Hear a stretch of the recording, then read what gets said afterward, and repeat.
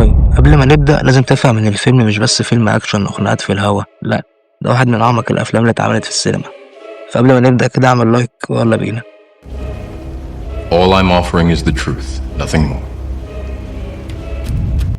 مبدئيا الفيلم ده بيتكلم عن موضوع مهم جدا، فكرة ممكن تغير طريقة تفكيرك في الحياة كلها.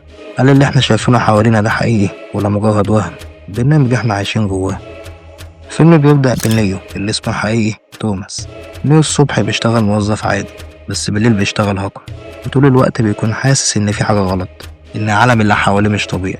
وده يا جماعة أول سؤال الفيلم بيسأله لك، هل احنا فعلا متحكمين في حياتنا ولا متبرمجين نمشي على خطة حد تاني؟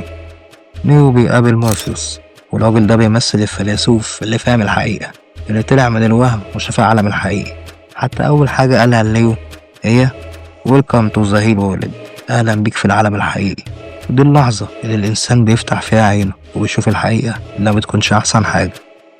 المهم مورفيوس بيحط اختيارين قدام نيو، حبة زقة وحبة حمرا. الحبة الزقة هتخليه يكمل حياته العادية وينسى كل ده، والحبة الحمرا هتخليه يشوف الحقيقة مهما كانت بشعة. الحبة الحمرا بتمثل الوعي، والحبة الزرقاء بتمثل الجهل. يعني هل تحب تعيش في كدبة مبسوط ولا تعيش الحقيقة وتتعب؟ ده سؤال كل واحد لازم يسأله لنفسه، جحيم الوعي ولا نعيم الجهل؟ بعد ما نيو بياخد الحباية الحمراء بيصحى يلاقي نفسه في عالم تاني تماما، العالم الحقيقي باهت ومظلم وكل الناس مربوطين بأسلاك، عقولهم محبوسة في الماتريكس. الماتريكس ده برنامج وهمي بيخليهم يصدقوا إنهم عايشين حياة طبيعية، ده كأنه نسخة حديثة من كهف أفلاطون.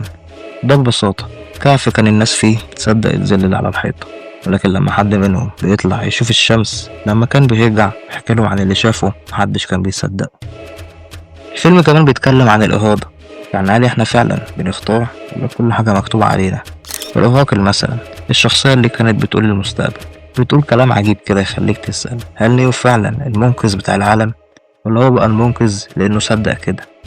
وهنا الفيلم بيلعب على الفكرة الفلسفية اللي بتقول إن الإيمان بالشيء هو اللي بيخلق الواقع بتاعه. يعني إيمانك بشيء معين هو اللي بيخليك تصدقه فعلا حتى لو مش حقيقي.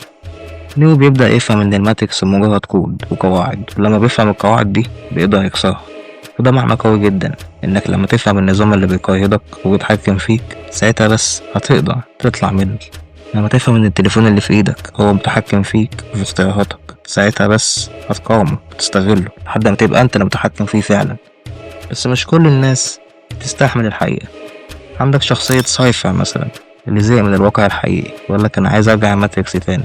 قال لك أنا عايز آكل أكل مزيف بس طعمه حلو، أعيش حياة وهمية بس أكون مبسوط فيها أحسن من الحقيقة. وده يثبت إن مش الكل عايز يفهم الحقيقة. في جانب تاني عبقري في الفيلم اتكلم عن التكنولوجيا. الآلات في الفيلم ما كانتش وحشة في البداية، لأ دي اتخلقت عشان تخدم الإنسان، بس الإنسان اعتمد عليها لدرجة إنها اتحكمت فيه. ودي مسج واضحة للزمن بتاعنا دلوقتي. التكنولوجيا دلوقتي بتتحكم فينا أكتر ما احنا نتحكم فيها. ماتريكس مش مجرد برنامج، ممكن يكون السوشيال ميديا اللي مبرمجانا أو الإعلام اللي بيلعب في دماغنا. وعشان نطلع من الكلام ده كله لازم نتغلب على خوف ونتغلب على الحاجات اللي اتعودنا عليها. الفيلم كله يا جماعة هو رحلة من الوهم للحقيقة، من الجهل للمعرفة، من الخضوع للحرية. كل مشهد فيه معمول بعناية عشان نسألك سؤال واحد، انت فعلا صاحي ولا لسه نايم جوه الماتريكس بتاعك؟ طب تعالوا دلوقتي نحلل بعض اللقطات المهمة في الفيلم. لما بيخبط على نيو الاتنين اللي شكلهم عجيب دول، بنلاقي ان اللي خبط عليه اسمه تشوي والبنت اللي معاه اسمها دوجا. ولو حطيت الاسمين دول مع بعض هيطلع كلمة تشوهز دجو، واللي معناها بالانجليزي تشوهز اوف ذا داي، اللي هو اختيار اليوم. وده اللي حصل في المشهد، لان نيو كان لازم يختار اما يقضي اليوم معاهم او يقضيه في البيت عادي زي اي يوم. بعدها جاب لهم الاسطوانة من الكتاب ده، واللي لو بحثت عنه هتلاقي ان معظم افكاره بتتكلم عن تحكم التكنولوجيا في الانسان والمجتمع عامة. دي تفصيلة مهمة محدش خد باله منها. كمان الباب كان مكتوب عليه رقم 101 بنفس رقم الأوضة اللي في كتاب جورج أورويل 1984، واللي كان فيها بيجبروا الناس إنهم يصدقوا الأكاذيب لحد ما تبقى حقيقة مطلقة بالنسبة لهم. وده اللي حصل لنيو طبعا زي ما قلنا فوق.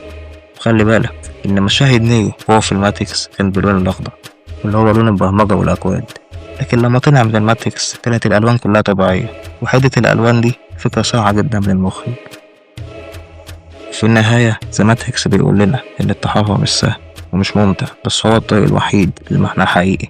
اللي يعرف الحقيقة بيتعب بس بيعيش حر، واللي بيختار الجهل ممكن يكون مبسوط بس هيفضل عبد للوهم. الفيلم ده دعوة إنك تصحى، تسأل، تشك وتشوف بنفسك وما تصدقش اللي بيتقالك وخلاص. اوعى تفضل مربوط بأسلاكك الذهنية.